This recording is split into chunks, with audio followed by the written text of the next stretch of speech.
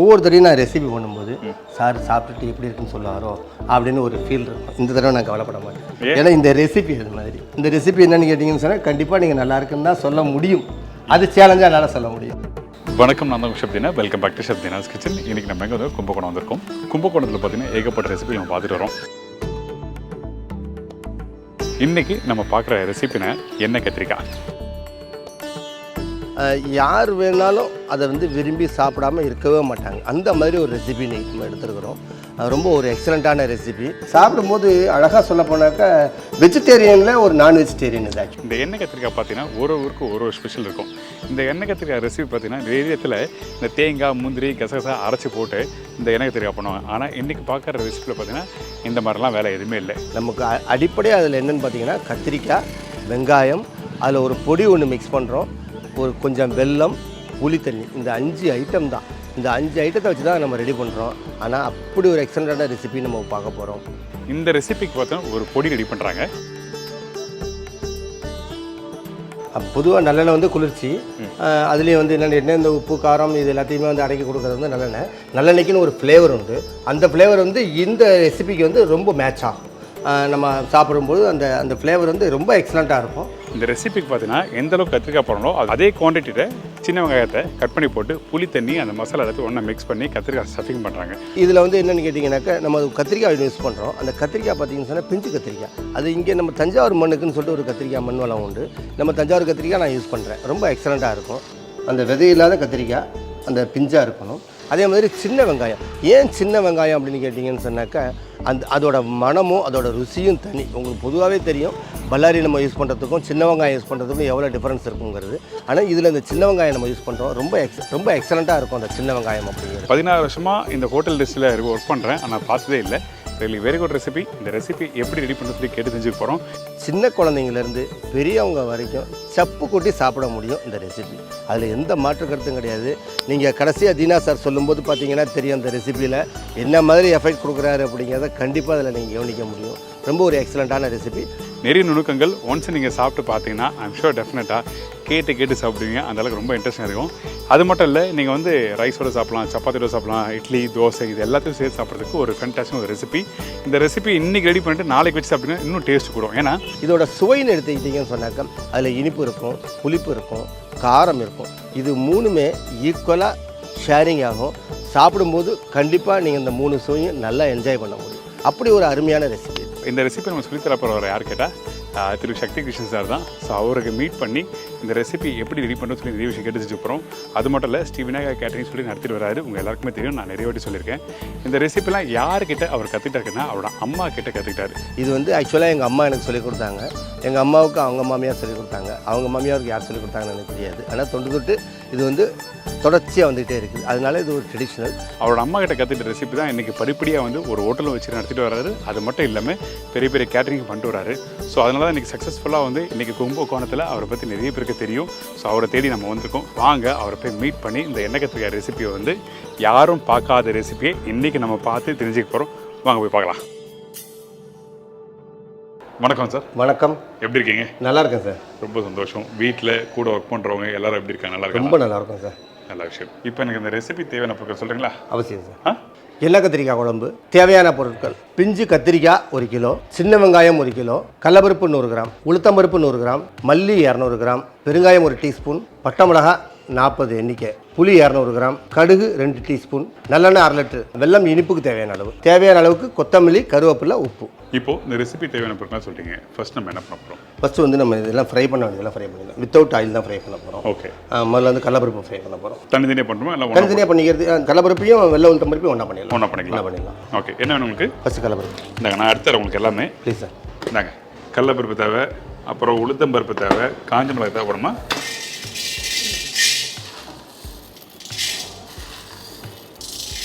Okay. எல்லாம் ஒரு கைப்பிடி தான். பிடிதாங்க அண்ணா. அம்மா அப்படிதான் சொல்லிட்டு இவங்க சமையல் பண்ணுறாங்கன்னா நம்ம மெஷர்மெண்ட் கிராமில் சொல்லிடுறாங்க. பட் இருந்தாலும் இந்த இடத்துல பார்த்தீங்கன்னா அப்படி தான் கையில் அள்ளி போகிறது தான். அது நீங்கள் கேட்கறதுனால கிராம் சார், கிராமில் சொல்லுங்கன்னு கேட்கறதுனால கிராம், இல்லைன்னா கை தான். சரி, ஓகே. ஸோ இப்போ வந்து வரமிளகா போடுறோம். ஆமாம். ஆனால் இந்த ரெசிபியில் வந்து நம்ம வந்து பவுடர் மசாலா எதுவுமே யூஸ் பண்ணுறதில்ல. இல்லை. ஓகே. மிளகாத்தூள், மஞ்சத்தூள், மல்லித்தூள் எதுவுமே இல்லை. வெறும் வந்து நம்ம யூஸ் பண்ணுற முழு தனியா, காஞ்ச மிளகாய், கடலைப்பருப்பு, உளுத்தம் பருப்பு. ஓகே, இதுக்கப்புறம் மல்லி வர போகிறோமா? எவ்வளோ போடுறோம் மல்லி? இப்போ நம்ம போட்டதில் 2 மடங்கு நம்ம மல்லி போடுறோம். இது நாட்டு மல்லி தான். நாட்டு மல்லி தான். இங்கே பாருங்கள், இதுதான் நாட்டு மல்லி.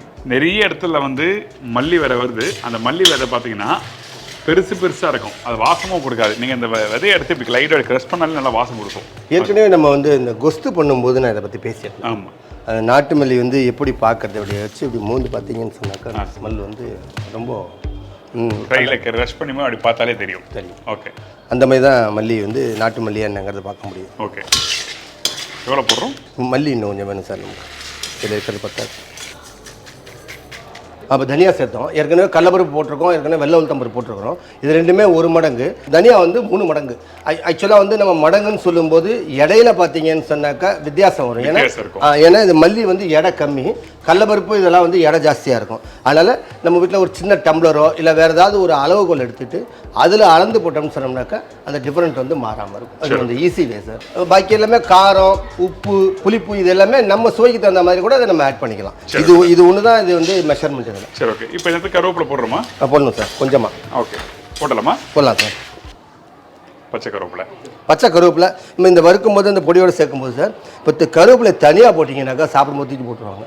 இப்போ இதில் வந்து நீங்கள் பொடியாக இடிச்சிட்டிங்கன்னா வெளில போகாது, சேர்ந்துடும். அதனால் நான் போடுற பட்டன் எல்லாத்துலேயுமே மேக்ஸிமம் வந்து மசாலா அரைக்கிற மாதிரி இருந்துச்சுன்னு சொன்னாக்கா கருவேப்பிலை, மல்லி எதுவாக இருந்தாலும், மோராக இருந்தால் கூட மோர் வந்து மசாலா மோர் மாதிரி தான் கரைச்சி வைப்பேன். அரைச்சிட்டு போட்டுடலாம். சார் இப்போ இதை நம்ம நல்லா வறுத்துட்டோம். கிட்டத்தட்ட ஒரு 5 நிமிஷம், ஒரு 5 to 6 minutes வந்து ஸ்லோ ஃப்ளேம் வறுத்துருக்காரு. ஆமாம். டைமிங் எதுக்காக சொல்கிறேன்னா அவ்வளோனா டைம் எடுக்கும். நீங்கள் கொஞ்சம் குவான்டிட்டி பொறுத்து, அடுப்போட ஃப்ளேமை பொறுத்து டைம் வேரியன்ஸ் மாறும். இப்போ இதில் பார்த்தீங்கன்னா அந்த பட்டை மிளகா கலர் ரைட்டாக மாதிரி இருக்குது. அந்த கல்வறுப்பு, தனியா, அதில் இருக்கிற இந்த வெள்ளை உளுத்தம் பருப்புலாம் பார்த்தீங்கன்னு சொன்னாக்க அது ட்ரையான அந்த ஃபீல் அதில் கரெக்டாக தெரியும். அதில் இது வந்து இந்த இது வறுபட்டதுக்கான அடையாளம். இன்னொன்று கையில் எடுத்தீங்கன்னா அப்படி க்ரஷ் ஆகும். இப்போ இந்த சூட்டில் க்ரஷ் ஆகாது, அந்த சூடு ஆறுனா தான் க்ரஷ் ஆகும். Okay, right. சரி, இதுக்கப்புறம் நம்ம என்ன பண்ணுறோம்? இப்போ இதை வந்து நம்ம பொடி பண்ணணும். அதுக்கு முன்னாடி வந்து இந்த பொடி வந்து நல்லா நைஸாக அரைக்கணுமா? நைஸாக அரைக்கக்கூடாது, திப்பி அரைச்சிக்கணும். ஒரு எத்தனை % சொல்லலாம்? ஒரு 90, 80, 80% இருக்கிறது சரியாக இருக்கும். 70 to 80 வச்சுக்கலாம். அது 70 to 80%. 70 to 80%. ஓகே. ஸோ இந்த பக்கத்தில் தான் இருக்கணும். கொஞ்சம் நைஸாக அரைச்சா நைஸாக அரைச்சோம்னா அந்த பொடி வந்து ஒரு மாதிரி குறகுறப்பாயிடும். அந்த சாப்பிடும்போது அந்த வாய்க்கு வந்து அந்த ஒரு டேஸ்ட்டு கிடைக்காது. சரி, இப்போ இந்த பொடி நம்ம வந்து கிரைண்ட் பண்ணிட்டோம். அது பார்த்தீங்கன்னா கரெக்டாக அந்த 80% நான் சொன்ன மாதிரி இந்த 80%ல் வந்து கிரைண்ட் பண்ணி வச்சுட்டோம். இந்த பொடி, வெட்டின வெங்காயம், புளித்தண்ணி, இது எல்லாத்தையும் ஒன்றா மிக்ஸ் பண்ணி, உப்பு எல்லாத்தையும் மிக்ஸ் பண்ணி அந்த ஸ்டஃப் ரெடி பண்ணணும். இதுக்கப்புறம் அந்த ஸ்டஃப்பை வந்து நம்ம ஒன்றுலையும் ஒவ்வொரு கத்திரிக்காயிலையும் இன்சர்ட் பண்ணணும். இன்சர்ட் பண்ணதுக்கு பிறகு தான் நம்ம குக் பண்ண ஆரம்பிக்கிறோம். ஸோ இப்போ இந்த இடத்துல வெங்காயம் வதக்கிற அந்த பக்கம் அதில் எதுவுமே எல்லாம் பச்சை வெங்காயம் தான். பச்சை வெங்காயம் தான். ஓ, இது நான் இந்த மாதிரி மெத்தட் பார்த்ததில்ல, இது ஃபர்ஸ்ட் டைம். இது இப்போ வெங்காயம். எஸ், வெங்காயம் பார்த்தீங்கன்னா இந்த சின்ன வெங்காயத்தை வந்து ரவுண்டாக கட் பண்ணி வச்சிருக்காரு. இப்போ இந்த வெங்காயத்தை வந்து இந்த கலையில் போட்டு நம்ம பரட்டுவோம். ஆச்சு, ஓகே. அடுப்பு ஆன் பண்ணல, இந்த இடத்துல அடுப்பு ஆன் பண்ணாமல் கட் பண்ணி வச்சிருக்கேன். அந்த வெங்காயத்தை இதில் போடுறோம். சரிங்களா? Very important. அடுத்தது இந்த மேம்பொடி. இந்த பொடியா? ஆமாம்.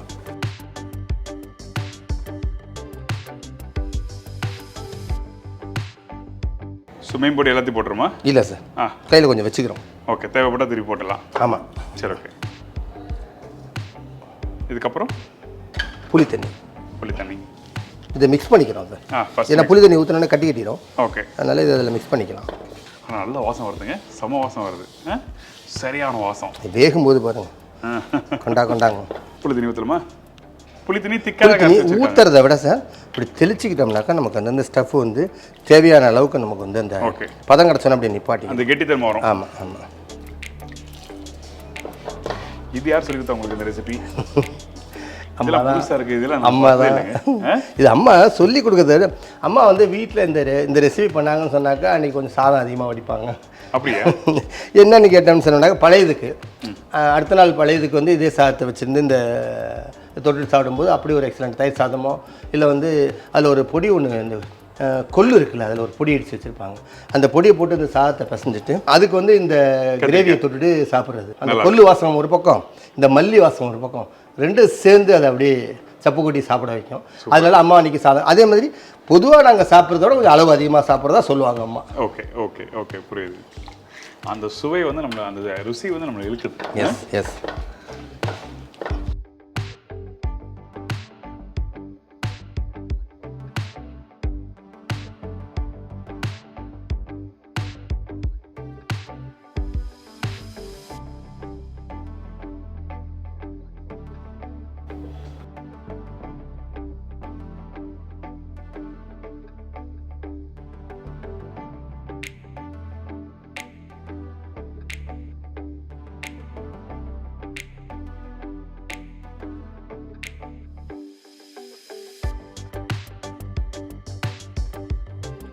இப்போ இது மாதிரி நல்லா மிக்ஸ் பண்ணிடுறோம்.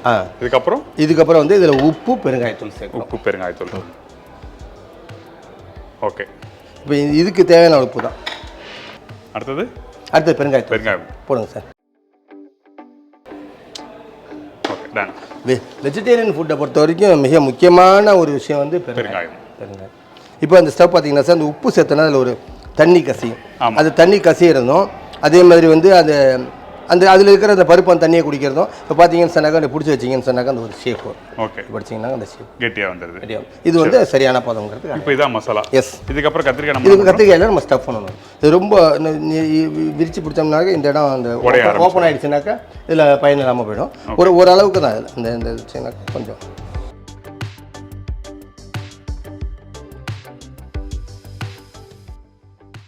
அது என்ன பண்ணால் டைட் பண்ணி உள்ளே வச்சிடணும். அவ்வளோ நல்லா அந்த அந்த கத்திரிக்காய் கட் பண்ண அந்த வாய் பகுதி பார்த்தீங்கன்னா நல்லா விரிஞ்சிருது. அது ஓகே, அவ்வளோதான். இன்னொரு முக்கியமான விஷயம் இந்த இடத்துல அவர் சொல்லும் போது இந்த வெங்காயம் உப்பு போட்ட பேருக்கு வந்து ரொம்ப நேரம் வைக்கக்கூடாது. அது நேரம் ஆக தண்ணி விட ஆரம்பிச்சா நல்லா இருக்காது. ரைட்? இந்த விஷயத்தை நோட் பண்ணிக்கோங்க. அப்போ நம்ம எல்லாத்தையும் ஸ்டஃபிங் பண்ணிவிட்டு அப்புறம் நம்ம காமிக்கலாம். கண்டிப்பாக சார்.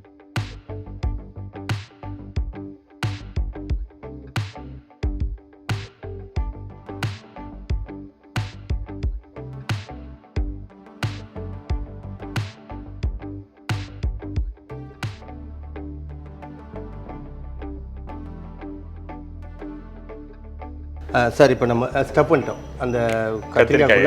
நல்ல ஸ்டஃப் பண்ணிட்டோம். அதை பார்த்தீங்க. இந்த கத்திரிக்காய் ஸ்டஃபிங் பண்ணி முடிக்கிறதுக்கு கிட்டத்தட்ட ஒரு 10-15 நிமிஷம் டைம் எடுத்துச்சு. இப்போ என்ன ஊற்றலாமா? ஊற்றலாம் சார். ஸோ நம்மகிட்ட இருக்க காடியாக நல்லெண்ணெய் வந்து இந்த ரெசிபி யூஸ் பண்ணுறோம்.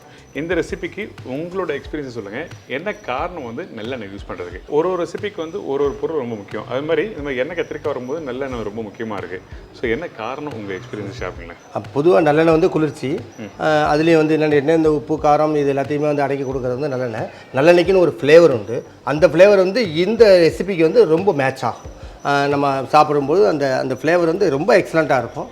நான் சொல்கிறத விட நீங்கள் செஞ்சு சாப்பிட்டு பார்த்தீங்கன்னாக்கா அந்த எக்ஸலண்ட் தெரியும். புரியுது. ஓகே. ஸோ அதனால் வந்து அந்த நல்லெண்ணெய் யூஸ் பண்ணுறது நல்லது. ஆமாம். ஓகே. கிட்டத்தட்ட நம்ம வந்து ஒரு 400லேருந்து 450 ml நல்லெண்ணெய் விடுறேன். ஓகே. தேவைன்னா நம்ம மறுபடியும் அதை எக்ஸ்டெண்ட் பண்ணிக்கலாம். சரி. ஸோ அதனால் வந்து இந்த மாதிரி ரெசிபிக்கு வந்து அந்த நல்லெண்ணெய் வந்து ரொம்ப முக்கியமாக இருக்குது. ஆமாம் சார். கடலெண்ணெய் ஃப்ளேவரை விட இந்த நல்லெண்ணெய் ஃப்ளேவர் வந்து இதுக்கு ரொம்ப மேட்ச் ஆகும். ஓகே. அடுத்தது கடுகு. இப்போ நம்ம அந்த கடுகு வந்து தேவையான அளவுக்கு போட்டுக்கலாம். ஓகே. கடுகு கொஞ்சம் கம்மியாக போட்டுக்கலாம். போதுமானது. அப்படியே போட்டோன்னா அதை பூ மாதிரி மலர்ந்து வருது பார்த்தீங்களா? ஆமாம். சரி, ஓகே. அது எண்ணெய் காஞ்சவொடனே போட்டோம்னா சார் படப்படப்படன்னு உடனே வெடிக்கும். பட் இந்த மாதிரி நம்ம கொஞ்சம் எண்ணெய் காஞ்சும் காயாமல் போட்டோம்னு சொன்னோம்னாக்கா அந்த உள்ளே இருக்கிற மிதமான சூடில் போடும்போது அப்படியே பொரியுமா பொரிஞ்சு வரும். ஓகே. இப்போ கடுகு போட்டிருக்கோம். அடுத்தது வந்து இந்த ஸ்டெப் பண்ணதை உள்ள அடிக்க வச்சு இப்போ 1 by 1 ப்ளேஸ் பண்ணுறோம். ஆக்சுவலாக அதில் அடுக்கணும். இந்த எண்ணெய் சூடு மேலே போடுறதுனால முதல்ல கொஞ்சம் போட்டுட்டு பாக்கி வந்து இப்படி அடுக்கு. சரி, ஓகே.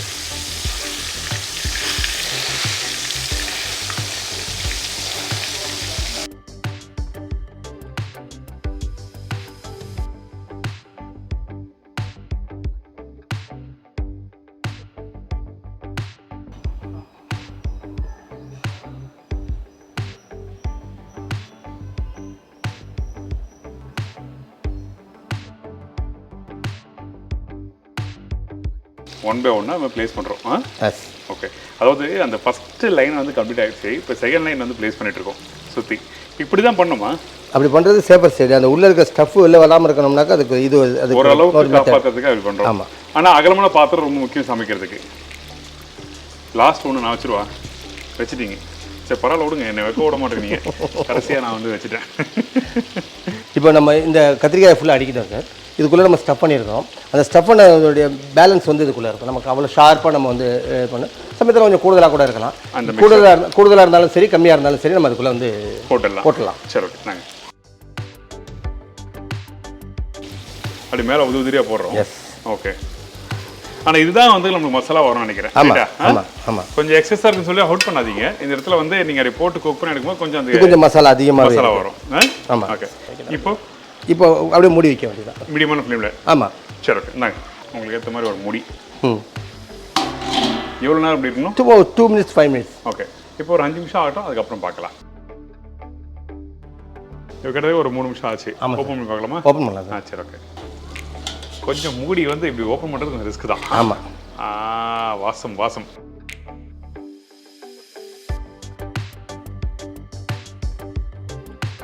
அது மிக்ஸ் பண்ண மாதிரி பாருங்களேன், அப்படியே கெட்டியாக அப்படியே. ஆமாம். வா சூப்பர்.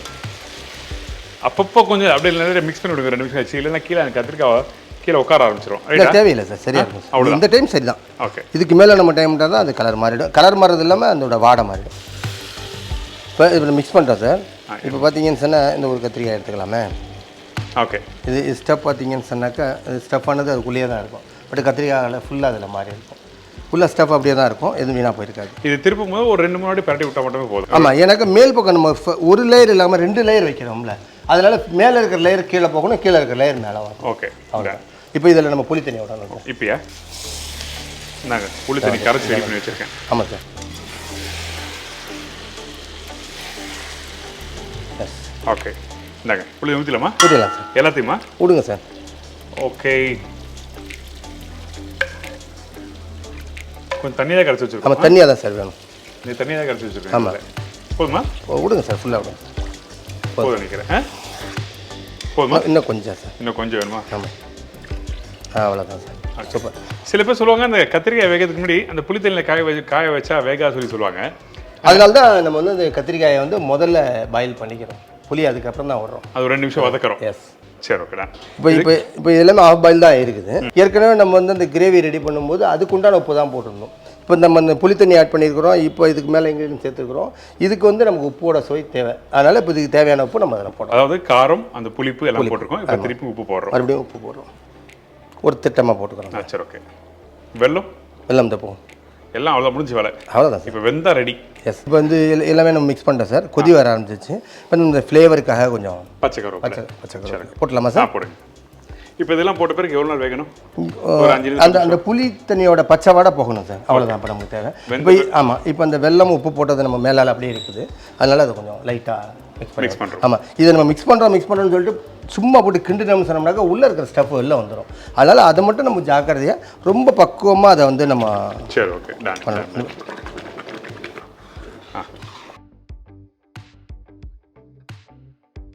சரி, இப்போ இதை நம்ம நல்லா மிக்ஸ் பண்ணிட்டோம். இதில் நம்ம உப்பு போட்டிருந்தோம், மேலே வந்து வெல்லம் போட்டிருந்தோம், அதுக்கப்புறம் கருவேப்பிலை போட்டிருந்தோம், புளி தண்ணி ஊற்றினதுக்கப்புறம் நம்ம இந்த வேலையெல்லாம் பண்ணியிருந்தோம். இப்போ எல்லாத்தையும் பாயில் ஆகிறதுக்கு இதை ஒரு மூடி போட்டு மூடி வச்சிடலாம், இல்லை ஓப்பனில் கூட இருக்கலாம். ஒன்றும் பிரச்சனை. சரி, அப்போ வேகட்டும். அப்புறம் 5 to 10 மினிட்ஸ் தான் இது. அந்த பச்சை வாடை போகிறதுக்கு அது ஒரு டைம் எடுக்கும். இதில் பார்த்தீங்கன்னா கலரிங் எதுவுமே கிடையாது. நம்ம மஞ்சத்தூள் சேர்க்கலை.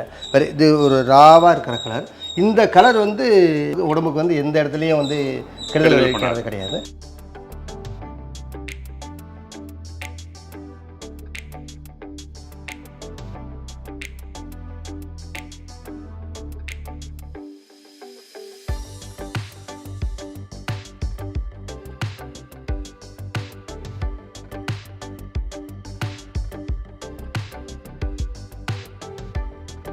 இது வந்து இப்போ குக் ஆகிடுச்சு சார். இப்போ பார்த்தீங்கன்னா அந்த கத்திரிக்காய் கலர்லாம் பார்த்தீங்கன்னு சொன்னாக்கா அதோட ஒரிஜினல் கலர்லேருந்து லட்டு மாதிரி இருக்கும். அதே மாதிரி இந்த கிரேவி எடுத்தீங்கன்னு சொன்னாக்கா அங்கே பாருங்க, அப்படியே கொஜ்ஜுன்னு சொல்லுவாங்க, அந்த அந்த அந்த பதம் வந்துடுச்சு. நல்லா ஸ்மூத்தாக இருக்கு கிரேவி. அதே டைமில் கொஞ்சம் அந்த வெங்காயம் இது எல்லாத்தையும் தாண்டி இன்னொரு விஷயம் நீங்கள் கண்டுபிடிச்சிருப்பீங்க. என்னன்னு சொல்லுங்கள்? வாசம். எஸ், நல்லா தெரியுது. மல்லி, அதுக்கு வந்து அந்த நாட்டு மல்லி போட்டிங்களே, முழு மல்லி போட்டிங்க, அந்த முழு மல்லியோட வாசம் நல்லா தெரியுது. நல்லா. இப்போ இந்த வெங்காயம் பார்த்தீங்கன்னு சொன்னாக்கா பெருசாக அது வந்து வதங்கி இருக்காது. ஆனால் கடிச்சு சாப்பிடும்போது அந்த பருப்பு, அந்த வெங்காயம் இது எல்லாமே ஒரு மாதிரி நறுக்கணும், ரொம்ப இதமாக இருக்கும். இப்போ இந்த குக் பண்ண பதம் பார்த்தீங்கன்னு சொன்னாக்கா நமக்கு நல்லா புரியும். அந்த ஆயில் பார்த்தீங்கன்னாக்கா எந்த அளவுக்கு ஆயில் இருக்குன்னு தெரியும். இது எல்லாமே வந்து இந்த பதம் இருந்தால் மட்டும்தான் இந்த டேஸ்ட் நல்லா இருக்கும். ஆமாம். இன்னொன்று அந்த வெங்காயம் முழுசாக இருக்கும்போது அந்த மசாலா சேர்த்தோட நல்லா இருக்கும். எஸ், ஆமாம். அந்த வெங்காயம் பார்த்தீங்கன்னா அந்த உள்ள ஸ்டப் பண்ணோம்ல, அது பார்த்தீங்கன்னா தெரியும். இந்த பாருங்க உள்ள இருக்கு. ஆனால் கொஞ்சம் தான் இருக்கும், பட் இருந்தாலுமே அது சேப்பர் சைடாக இருக்கும். ரெடி ஆயிடுச்சு. இப்போ நல்ல பக்காவாக ரெடி ஆகிடுச்சு. அப்போ என்ன டேஸ்ட் கொடுங்க. ஆனால் ஒரு விஷயம் தெரியும் சார், ஒவ்வொருத்தரையும் நான் ரெசிபி பண்ணும்போது சார் சாப்பிட்டுட்டு எப்படி இருக்குன்னு சொல்லுவாரோ அப்படின்னு ஒரு ஃபீல் இருக்கும். இந்த தடவை நான் கவலைப்பட மாட்டேன். ஏன்னா இந்த ரெசிபி அது மாதிரி. இந்த ரெசிபி என்னன்னு கேட்டிங்கன்னு சொன்னால் கண்டிப்பாக நீங்கள் நல்லா இருக்குன்னு தான் சொல்ல முடியும். அது சேலஞ்சாக என்னால் சொல்ல முடியும். சரி, இது வரைக்கும் அப்படிதான் இருக்கு, எல்லாமே இருக்கு. அது வேற சார். அதில் ஒரு இது வந்து 200% சொல்லலாம்.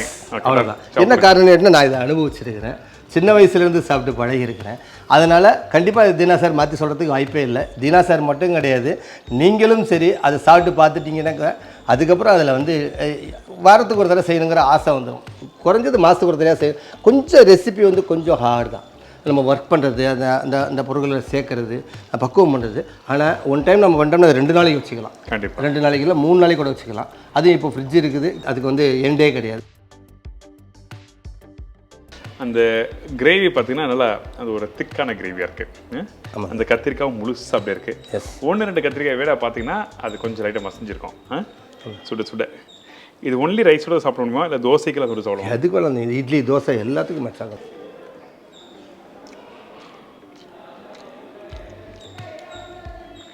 ஐயோ உண்மையாக சொல்கிறேன், வேற வேற லெவல். நான் தான் முன்னாடி சொன்னேன் சார், வேற லெவல் வேற நீங்கள் மாற்றி சொல்ல முடியாது சார். சரியான ஃப்ளேவர்ஸ் அது. அந்த மல்லியோட வாசம் செம்மையாக தூக்கு சார். அது வேற மாதிரிங்க. அது மிஸ் பண்ணாமல் ட்ரை பண்ணி பாருங்கள். ஐ எம் ஷோர் டெஃபினட்டாக இந்த ரெசிபி நீங்கள் எத்தனை பேர் பண்ணிருப்பீங்கன்னு தெரியல. பண்ணாதவங்க நம்ம சேனலில் நிறைய ரெசிபிகள் போட்டிருக்கேன். ஷெஃப் தீனாஸ் கிச்சன் மோர் தென் 1000 ரெசிபி மேலே போட்டிருக்கேன். இந்த ரெசிபியை மிஸ் பண்ணாமல் ட்ரை பண்ணி பாருங்கள், தி பெஸ்ட். ஆமாம் அந்த அந்த 80% பொடி சொன்னால் பார்த்தீங்களா, அந்த கடலை பருப்பு உளுத்தம் பருப்பு இதெல்லாம் நறுக்குன்னு கொஞ்சம் தெரியுது. அதே டைமில் இந்த வெங்காயோட தன்மை, அந்த ஆனியன் வெங்காயம் நறுக்குன்னு இருக்குது, புளியோட தன்மை டேஸ்ட் இருக்குது, வெள்ளத்தோட டேஸ்ட் இருக்குது, அந்த காரத்தோட தன்மை தெரியுது. இதில் நம்ம என்னென்ன போட்டிருக்கோமோ அந்த பொருட்களோட எல்லாமே பக்குவம் நம்ம சாப்பிடும்போது தெரியும். முக்கியமாக அவர் ஏற்கனவே சொல்லியிருக்காரு சார், பொடியை மட்டும் ரொம்ப நைஸாக அரைச்சிடாதீங்க, கொஞ்சம் குறைன்னு இருந்தால் மட்டும்தான் அதோட டேஸ்ட் நல்லா கொடுக்கும். கண்டிப்பாக. ஏன்னா நான் சாப்பிடும்போது ஃபீல் பண்ணுறேன். அந்த கத்திரிக்காய் சாப்பிடுவாமா, அந்த உள்ள ஸ்டவ் பாருங்க, அங்கே இருக்கு. சரியா இருக்கு, நறுக்குன்னு இருக்கு. நைஸ். குழம்பு அல்டிமேட். இன்னும் ஆமாம் ஆமாம் இல்லை அந்த ஸ்டஃப் உள்ளே பண்ணதுனால அந்த கத்திரிக்காயோட பக்கம் வந்து ரொம்ப நல்லா இருக்கும் சாப்பிட்றது. First class. பசியில் இருக்கும், அங்கே சாப்பிட்டாச்சுங்க சாப்பிட்டுட்டே இருப்பாங்க. அந்த அளவுக்கு சூப்பராக இருக்கும். Very good. ஊர்து சார் எனக்கு. நன்றி சார். எனக்கு அப்படியே உங்கள் ஃபோன் நம்பர், கண்டிப்பாக சார், உங்கள் அட்ரஸ் எல்லாம் கொடுங்க. Sri Vinayaka cutting service, number 67, Bhaktapuri தெரு, கும்பகோணம். எல்லாமே சூடாக சுவையாக கொடுக்கணும் அப்படிங்கிறது தான் நம்மளுடைய விநாயகா கட்டிங்கோடைய பேஸான ஒரு விஷயம். உணரப்பட்ட தரம், வாடிக்கையாளர் திருப்தி அப்படிங்கிறது என்னுடைய தாரக மந்திரமாக முதல்ல ஃபிக்ஸ் பண்ணேன். அதை இன்னைய வரைக்கும் மெயின்டைன் பண்ணிகிட்டு இருக்கிறேன். அந்த தாரக மந்திரம் என்ன ஃபிக்ஸ் பண்ணணும், அதோட எஃபெக்ட் வந்து அந்த ஃபுட்டில் இருக்கணும் அப்படிங்கிறது முழு மூச்சாக செயல்படுவேன். என்னுடைய நம்பர் வந்து contact number 9443161929. Thank you sir. Thank you so much.